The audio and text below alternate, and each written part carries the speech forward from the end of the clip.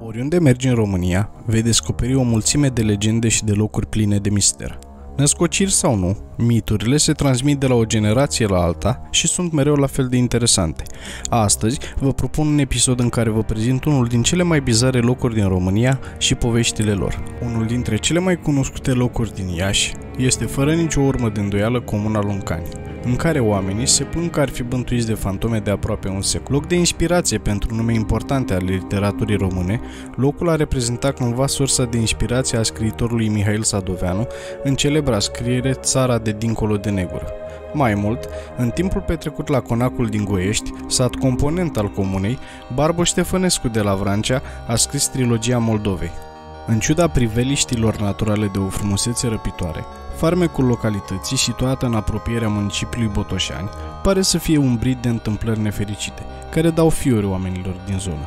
Între orașele Iași și Pașcani, în inima Moldovei, se află satul Sârca, din care se poate ajunge în Comuna Luncani. Aici, pe dealurile dintre satele Goiești și Brăiești, se petrec fapte stranii, despre care oamenii locului povestesc îngroziți. Conform spuselor sătenilor, de zeci de ani, aici bântuie fantomele celor peste 1000 de soldați români căzuți la datorie pe dealul Lunganilor în 1916, în timpul primului război mondial. Localnicii povestesc că în acea zonă au fost date bătălii crâncene, armata română rămânând blocată, mulți dintre soldați murind de tifos. Astfel, trupurile celor trecuți în neființă au fost îngropate în mare grabă, fără împărtășanie și lumânare, în gropi comune. Se pare că războiul batalionului Fantomă nu s-a terminat nici până acum.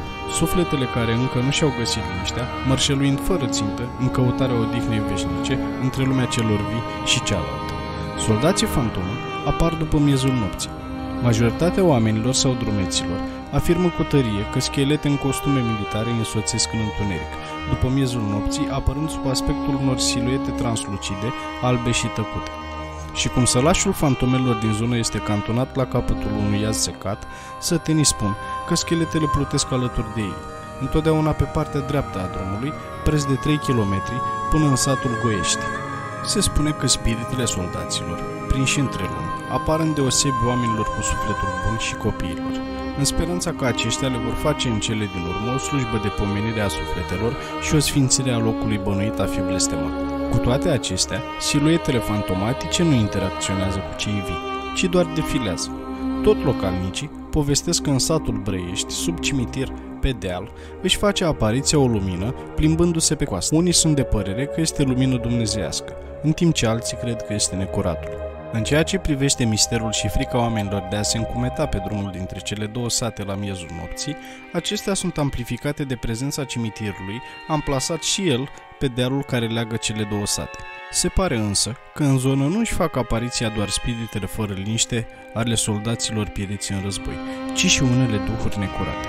O legendă locală, care datează de pe la începutul secolului 20 și este relatată într-o novelă scrisă de Dumitru Popușoriu, spune că un localnic care participa la ridicarea unei biserici în Brăiești a fost atacat la drum de seară de spiritele rele. Mergând pe drumul dinspre Lungani și Brăiești, bărbatul a tras o spaimăsură cu moarte, când a început să audă tot felul de voci care chicoteau malefic și îi spuneau că va plăti pentru că s-a apucat de clădit biserici. În plus, omul, cu frica lui Dumnezeu, le-a spus alor lui că duhurile îi surpau drumul în cale pe oriunde ar fi încercat să pășească și că de spaima a hoinărit aiurea ori întregi până în zori. Când a ajuns la o stână unde ciobanul l-a adăpostit și i-a spus că a avut mare noroc să scape din încercarea la care l-a pus necuratul. Diavolul este deseori pus pe șotii în aceste locuri, spun bătrânii. Pe unii a făcut să-și piardă mințile și să lase în drum căruța și caii pentru a opuca aiurea pe câmp, rătăcind drumul spre casă. Cu mintea altora se joacă arătându-se în chip de animale sau de păsări care îi hărțuiesc, pentru ca mai apoi să dispară ca prin minune. Altora li s-a arătat imagini mult mai înfricoșătoare, de schelete sau oameni fără cap care mergeau de o parte și de alta a șoselei. Cu toate acestea, se pare că odată cu construirea unei biserici pe dealul Lunganilor, la mijlocul anilor 60, aparițiile fantomatice s-au mai diminuat, liniștind într-o oarecare măsură pe cei convinși de veridicitatea întâmplărilor. Cu timpul, osemintele soldaților morți au fost reînhumate creștinește în cimitirul de pe deal, preoții organizând mai multe slujbe de pomenire.